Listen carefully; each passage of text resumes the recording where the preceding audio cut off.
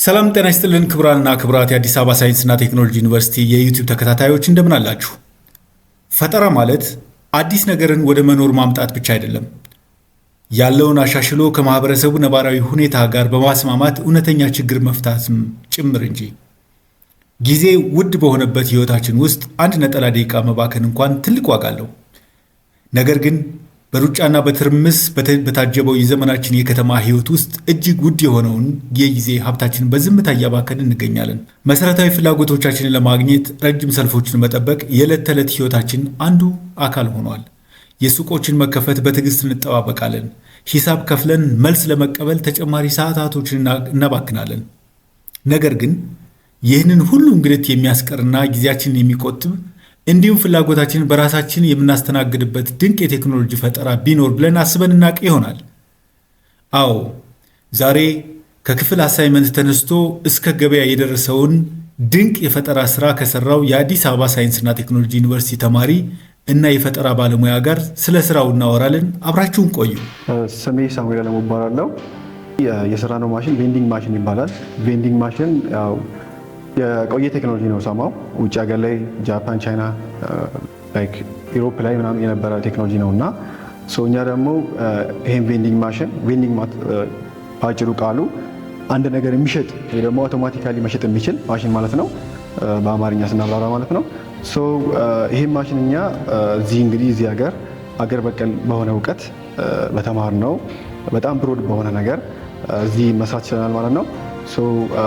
ስሙን እንደምታዩት ሪቮልቭ የሚባል ቬንዲንግ ነው የሰራ ነው። ሪቮልቭ ያልንበት ምክንያት ምንድን ነው? ቬንዲንግ ማሽን እንዳልኳቸው የቆየ ቴክኖሎጂ ቢሆንም ሪቮሉሽናይዝ አድርገን ሪቮልቭ ማለት ሪቮሉሽናይዝ ቬንዲንግ ማለት ነው።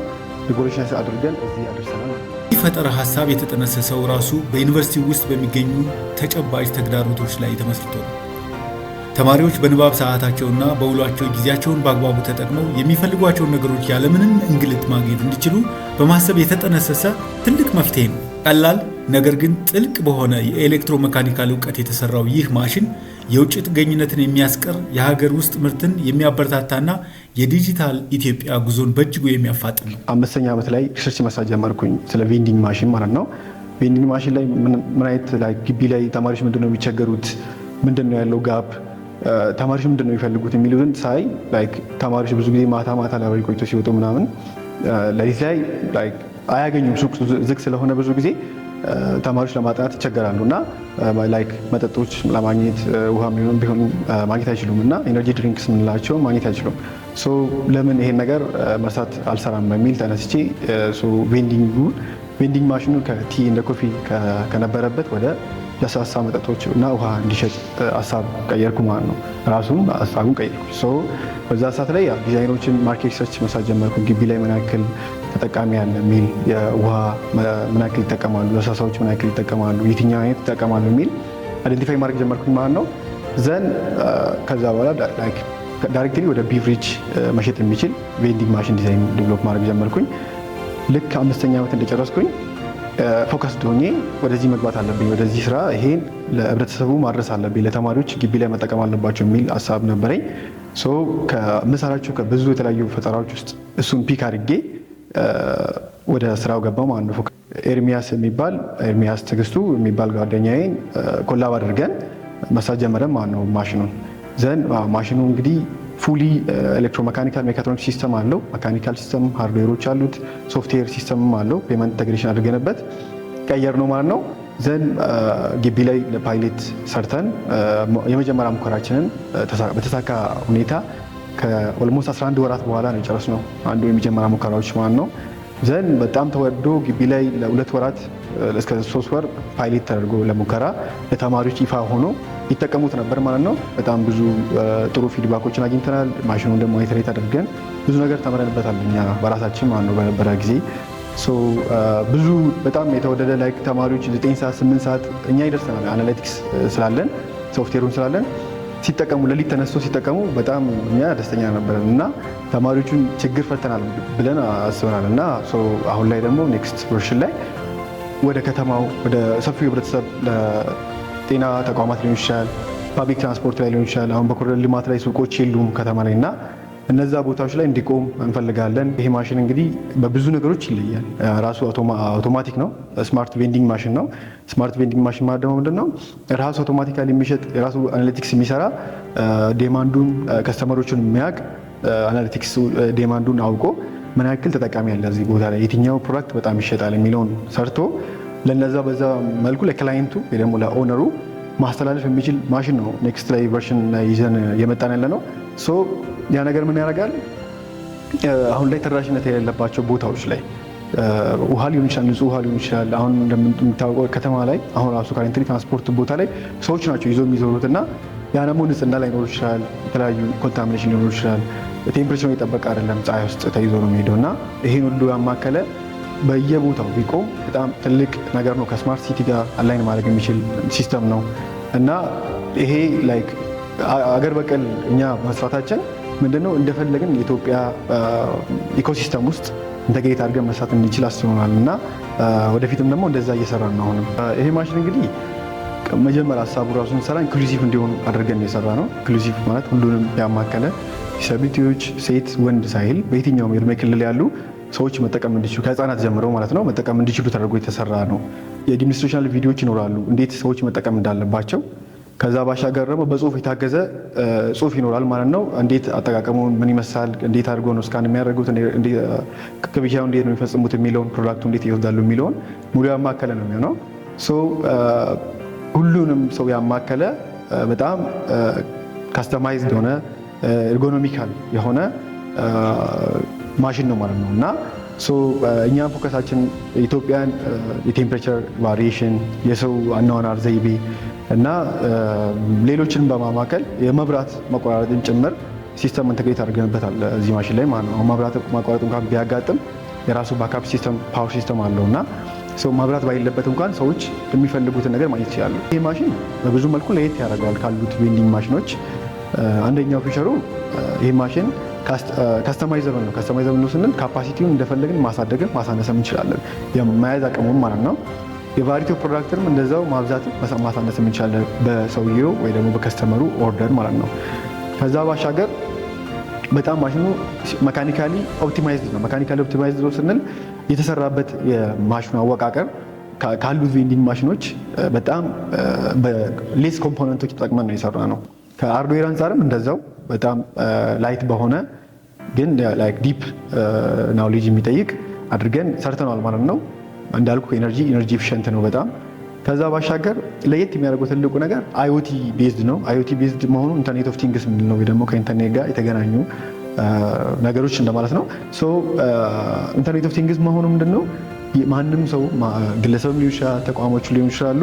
ይህን ማሽን ብዙ ማሽኖችን ኦን ማድረግ ወይ ኦፕሬት ማድረግ ይችላሉ በአንዴ ማለት ነው። ለምን? ከኢንተርኔት ጋር የተገናኙ ስለሆኑ እያንዳንዱ ማሽኖች በራሳቸው አይዲ፣ በራሳቸው አይደንቲፊኬሽን፣ በራሳቸው ኮድ አላቸው። በዛ መሰረት የራሱ ዳሽቦርድ ላይ ብዙ ማሽኖችን አንድ ሰው እስከ 1000 ከዛ በላይ ኮንትሮል ኦፕሬት ማድረግ ይችላል። ፕሮዳክቶች ብዙ ቨርሽኖችን እያመጣን ነው የምንሄደው። አሁን ለስላሳዎችን እና ውሃ የሚሸጥ ነው። ቀጣይ ደግሞ የተለያዩ ምግብ ሊሆን ይችላል፣ የሚያስቸግሩ ቲኬት ሊሆን ይችላል፣ ሲም ካርድ ሊሆን ይችላል፣ ለመንግስት የሚያስፈልጉ ነገሮች ሊሆን ይችላል፣ ለትምህርት ቤቶች፣ ለተማሪዎች ስክሪፕቶ፣ ሉክ፣ የተለያዩ ነገሮች ሊሆን ይችላል፣ የተለያዩ ሰርቪሶች፣ ስልክ ቻርጅ ማድረግ ሊሆን ይችላል እና ብዙ አይነት ቫሪቶች እናመጣለን እና ኦልሬዲ ገብተንበታል።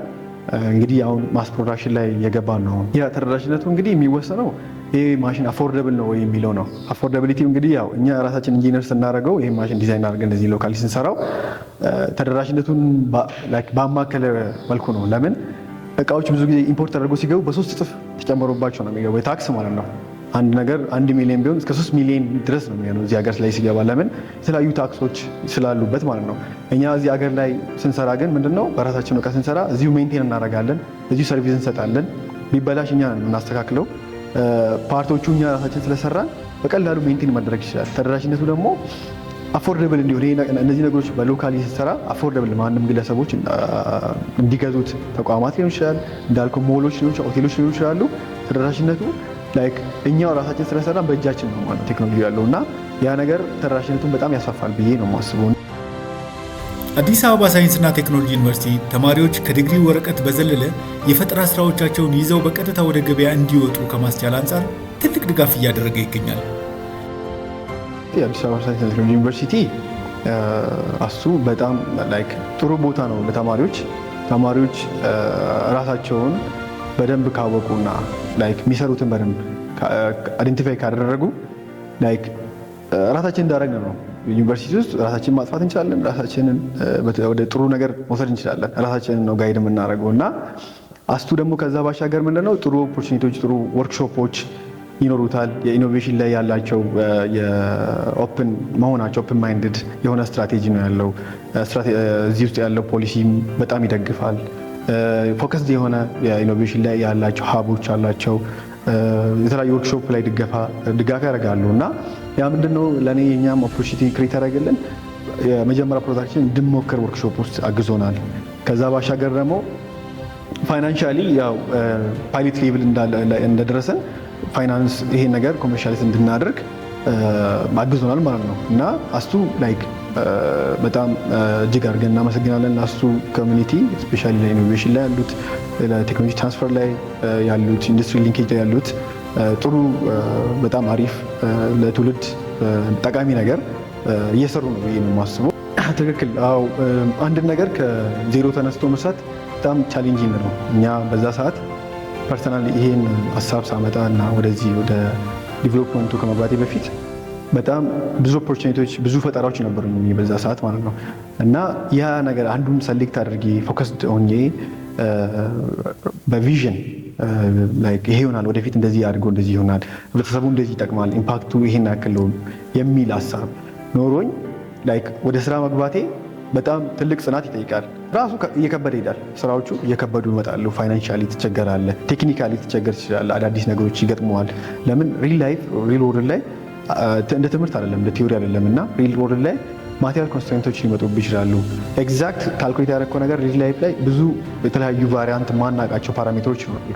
እነዚህ ሁላ ኮንሲደር አይደረጉም። ብዙ ጊዜ ሰማው 90% ኮንሲደር ልናገኝ እንችላለን፣ ግን 100% ፉሊ እርግጠኛ ሆነን ይሄ ነው ማለት አንችልም። ሶ እነዚህ ችግሮች ቴክኒካሊ ፕላስ አድቫይዝ ራሱ ራስን አድቫይዝ ማድረግ የራስን ሊድ ማድረግ ራሱ በጣም ትልቅ አንዱ ቻሌንጂንግ ነገር ነው። ለምን እያንዳንዱ ነገር ሪስክ ቴኪንግ ይፈልጋል። ሪስፖንሲቢሊቲ ነው። አንተ የምትሰራው ነገር ኃላፊነት ወስደህ ነው። ሌላ ነገር አንድ ነገር ላይ ፎከስ ሆነ ስትሰራ ኃላፊነት ወስደህ ነው። ለምን ያ ኦፕሽኖች እነዛ ኦፖርቹኒቲዎች በርን ታደርጋለህ፣ ኦፖርቹኒቲዎችን ሉዝ ታደርጋለህ፣ ሌሎች ኦፖርቹኒቲዎችን እና ያ ሁሉ ጽናት ይጠይቃል፣ ፓሽንስ ይጠይቃል። ተስፋ ለመቁረጥ በጣም ኢምፖርታንቱ ነገሮች ናቸው።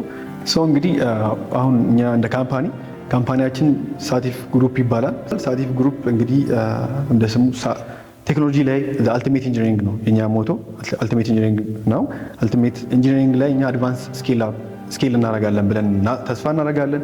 እንደ ቪዥናችን ከማኒፋክቸሪንግ ኢንዱስትሪ ወደ ማኒፋክቸሪንግ፣ አውቶሜሽን ላይ፣ ኤአይ፣ ሮቦቲክስ ላይ እንሰራለን። ከዛም ባሻገር ደግሞ ሶፍትዌር ላይ ክላውድ ቤዝድ የሆኑ ሲስተሞች ላይ እንሰራለን፣ አይኦቲ ላይ እንሰራለን። ይሄ እንደ ቪዥን ብሮድ አድርገን የያዝን ነው። እንግዲህ ኢትዮጵያ ውስጥ ያሉ ችግሮች በጣም ብዙ ችግሮች አሉ።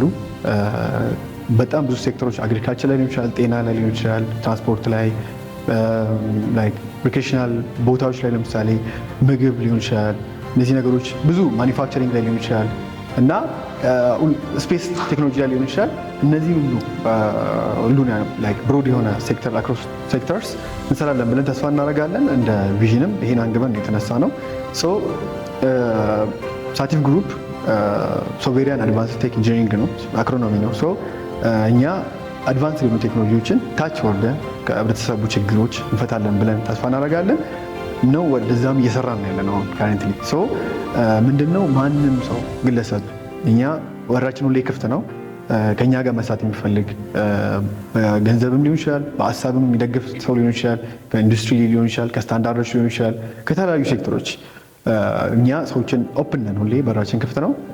ኮላም ለማድረግ እንፈልጋለን። ያለው እኛ ጋር ያለው ኦፖርቹኒቲ ሁሌም ክፍት ነን ለመስራት አብሮ ለማደግ ማለት ነው። አንድን ነገር በደንብ ካሰብንበት ካመንበት ምንም ነገር ይቻላል ብዬ ነው የማስቡ።